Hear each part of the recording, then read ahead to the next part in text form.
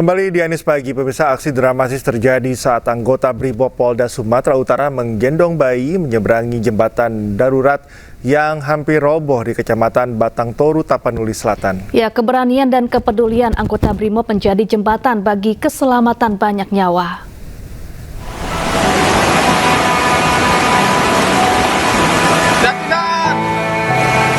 Di bawah langit kelabu dan derasnya air sungai yang terus naik, keberanian seorang personil Brimob Polda Sumatera Utara kembali menjadi penyelamat bagi warga yang terjebak banjir.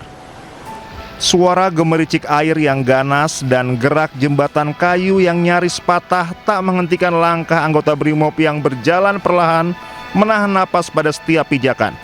Hati-hati, Kak.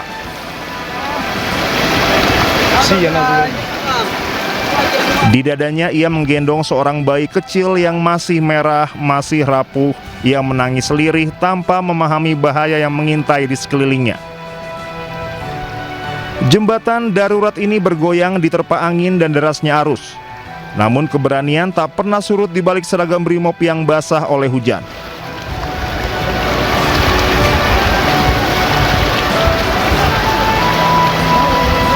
Personil Satuan Brimob Polda Sumatera Utara tak hanya mengevakuasi sang bayi. Mereka juga membantu masyarakat lain menyeberangi jembatan rapuh ini menuju tempat yang lebih aman. Setibanya di lokasi, personil Brimob bersama warga langsung bergerak memastikan setiap pengungsi, terutama anak-anak dan lansia, mendapatkan kenyamanan di tengah situasi darurat. Di saat jembatan hampir runtuh dan rasa takut memenuhi udara, keberanian dan kepedulian anggota Brimob justru menjadi jembatan bagi keselamatan banyak nyawa.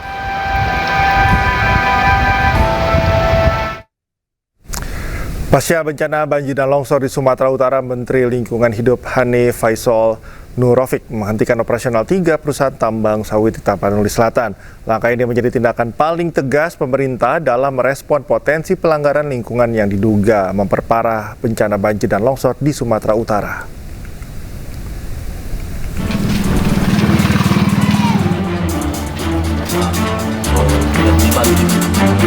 Menteri Lingkungan Hidup Hanif Faisal Nurofik memerintahkan 3 perusahaan besar di hulu daerah aliran Sungai Batang Toru, Kabupaten Tapanuli Selatan untuk menghentikan kegiatan mulai Sabtu 6 Desember. 3 perusahaan yang terkena sanksi penghentian sementara adalah PT Agincourt Resources, PT Perkebunan Nusantara 3, dan PT North Sumatra Hydro Energy Pengembang PLTA Batang Toru. Seluruh perusahaan diinstruksikan mengikuti audit lingkungan ketat sebagai syarat pemulihan operasional. Pemeriksaan resmi dijadwalkan pada 8 Desember 2025 di Jakarta. Saya sedang melakukan langkah-langkah penanganan lebih lanjut, jadi kita evaluasi total semua perizinan karena memang curah hujannya ini di luar proyeksi waktu penyusunan dokumen AMDAL beberapa puluh tahun yang lalu, sehingga kita perlu sesuaikan kembali kaedah ini. Namun sekali lagi terkait dengan bencana ini yang memang harus ada yang tanggung jawab. Yang sedang kita audit dari mulai atas namanya TPL. TPL oke Pak. Kemudian ada LTA. LTA oke Pak. Kemudian ada perusahaan tambang emas. Kemudian ada perusahaan PTPN. Keputusan ini diambil usai Menteri Hanif melakukan inspeksi udara dan darat di Hulu Das Batang Toru dan Garoga. Pemerintah menemukan sejumlah temuan terkait aktivitas yang berpotensi memicu kerusakan ekologis. Dari Tapanuli Selatan, Sumatera Utara, Indra Mulia Siagian, iNews melaporkan. Pemirsa, hari ke-9 pencarian korban banjir bandang di Kecamatan Palembayan, Kabupaten Agam, Sumatera Barat. Brimob Polda Sumbar tembus 2 titik lokasi longsor dan menurunkan 2 tim anjing pelacak K9 menyisir lokasi pencarian korban. Tim juga membangun solar panel untuk penerangan permukiman warga di lokasi terisolasi.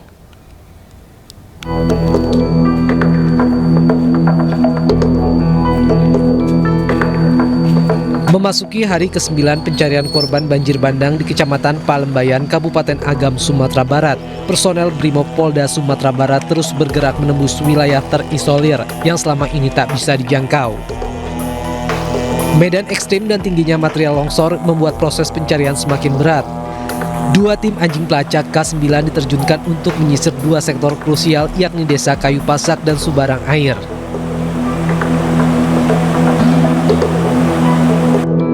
Hingga hari ini, setidaknya 69 jenazah telah berhasil dievakuasi, namun diperkirakan masih ada sekitar 50 orang yang belum ditemukan. 3 wilayah yang sebelumnya sepenuhnya terisolasi satu persatu mulai ditembus tim Brimob. 2 di antaranya sudah terbuka sehingga bantuan logistik dapat masuk. Sementara satu lokasi terakhir yang dikenal dengan nama Tulang Gajah saat ini masih dalam proses pembersihan.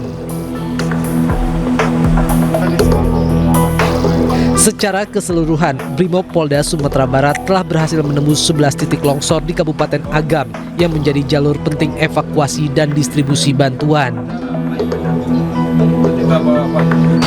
Yang pertama kan pencarian dan evakuasi bagi korban meninggal kemudian luka-luka sudah kita laksanakan sekitar hari pertama, kedua, ketiga setelah Galudo. Sekarang tinggal kita doorlock atau pendorongan logistik ke titik-titik yang terisolasi, dan ada beberapa daerah yang terisolasi sudah kita bisa tembus, termasuk Sebarang Air ini hari pertama pun terisolasi sudah kita bisa tembus dengan menggunakan jembatan darurat, kemudian memberikan logistik, membangun dapur lapangan. Sekarang kita membangun solar panel atau panel matahari untuk bantu penerangan listrik. Tak hanya itu, untuk memenuhi kebutuhan penerangan warga di daerah yang masih terputus aliran listrik, Brimob juga membangun fasilitas solar panel di beberapa pemukiman. Penerangan ini menjadi harapan baru bagi warga yang hingga kini masih tinggal di tenda-tenda darurat. Dari Padang, Sumatera Barat, Wahyu Sikumbang, iNews melaporkan. Batu Busuak di Kelurahan Lambung Bukit, Kecamatan Pau, Kota Padang menjadi salah satu lokasi terparah terdampak banjir bandang di Kota Padang. Sebanyak 320 kepala keluarga di lokasi masih menggunakan obor untuk penerangan.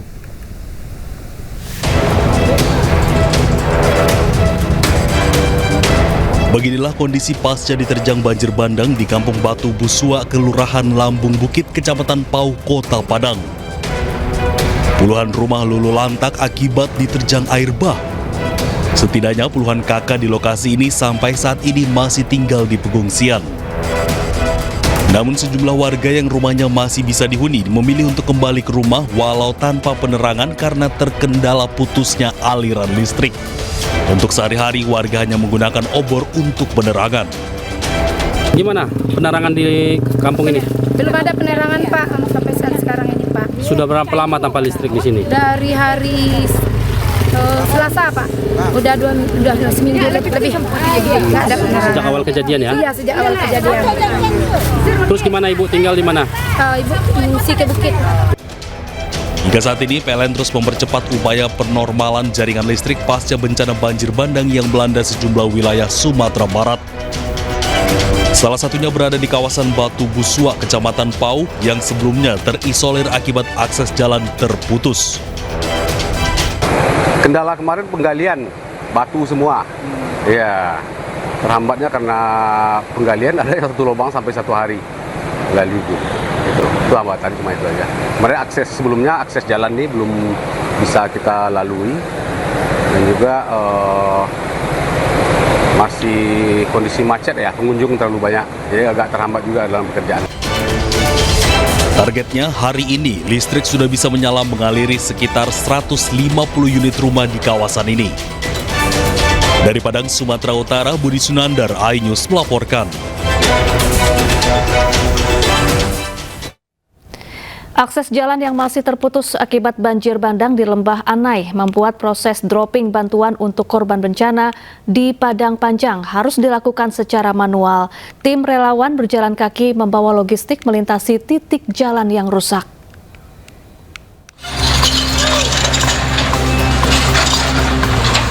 Hingga Sabtu pagi akses jalan di Lembah Anai masih dalam perbaikan. Jalur utama penghubung Padang Bukit Tinggi ini porak-poranda dilanda banjir bandang. Dropping bantuan untuk korban bencana banjir bandang di Padang Panjang terpaksa dilakukan dengan cara manual dengan berjalan kaki. Tim relawan harus membawa logistik dengan berjalan kaki sambil mengangkat bahan bantuan dari titik awal jalan yang rusak hingga sampai di seberang lokasi untuk dibawa dengan truk. Untuk mendukung proses pengangkutan bantuan, tim BPBD Padang Panjang, Tagana, serta relawan dari berbagai unsur diterjunkan ke lapangan. Setelah melalui proses dropping manual, selanjutnya bantuan dibawa ke posko utama tanggap darurat Kota Padang Panjang untuk didistribusikan kepada korban di berbagai titik pengungsian. Dari Padang Panjang, Sumatera Barat, Agung Sulistyo, iNews melaporkan. Pemirsa, bersama MNC Peduli, kita bantu korban banjir dan longsor di Aceh, Sumatera Utara, dan Sumatera Barat dengan berdonasi melalui rekening Yayasan Jalinan Kasih.